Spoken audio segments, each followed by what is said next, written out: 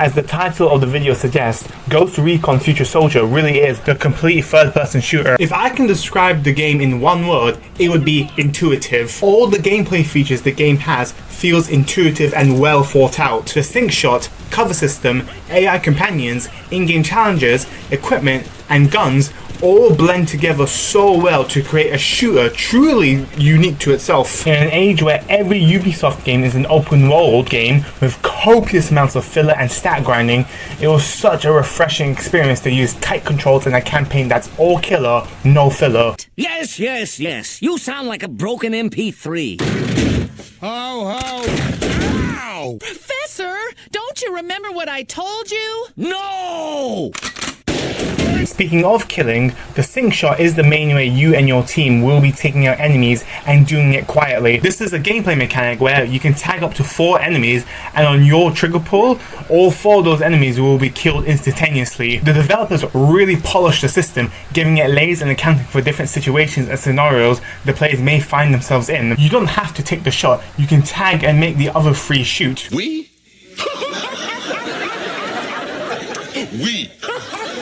If you're using all 4 tags, you can take an enemy that your ally has taken and he'll automatically switch to another target. That can be quite useful if the enemy you targeted is quite far away. The game enters a slowdown period if you use the system and use all 4 tags, so you can pick off a 5th or 6th person. If you're about to be spotted, your AI companions will automatically shoot the person that's about to spot you if they're already tagged and in their sights. It's the little things that really add up to make the sync shot a great mechanic and helps carry the game until the credits roll. The sync shot is the main tool used during the mandatory stealth sections that many levels have, that often require you to kill all the enemies in an area without an alert. The sections that require no alerts turns the shooter puzzle-like, timing your shots so no one can notice. You have to kill all the enemies in an area without alerting anyone is engaging and requires a good amount of cognitive labor.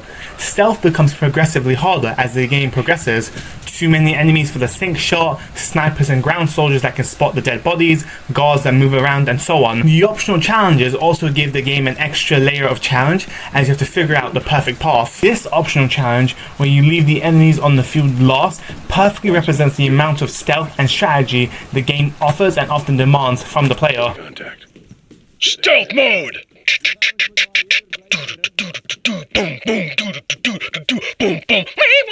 You go from cover to cover using your invisibility to stay undetected. You have to time your shots so people die simultaneously. You also have to ignore enemies right by you as their deaths will be detected first. So you have to use the cover system to move to the opposite side of the arena so you can take out the enemies which have the best view of said arena. The cover system is also well developed and supports both the stealth and loud sections of the game. The game gives you complete freedom where you aim your crosshair so you can rush towards the next cover. It's also quite satisfying to move between different sets of cover. Moving from cover to cover only requires 1 button input, making it intuitive, fluid, and fast. Also, to reduce the redundancy and repetition that cover shooters are often criticized for, the game keeps you on your toes by allowing you to give commands to your squad, instead of just hugging walls and your enemy hugging walls too until someone pops their head out and dies.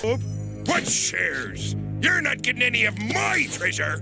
We found it together, so we deserve a share! Well, I'm the captain, and I say it's mine! What about loyalty? All for one!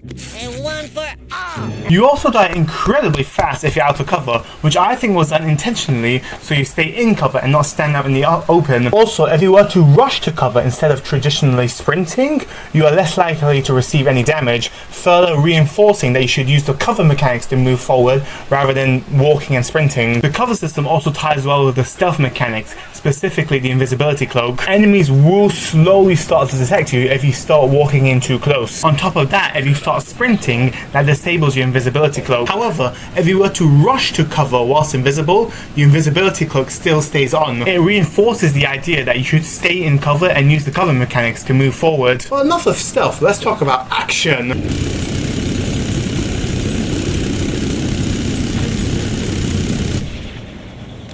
Frag out! Frag out! Where? Behind! Contact! Get ahead!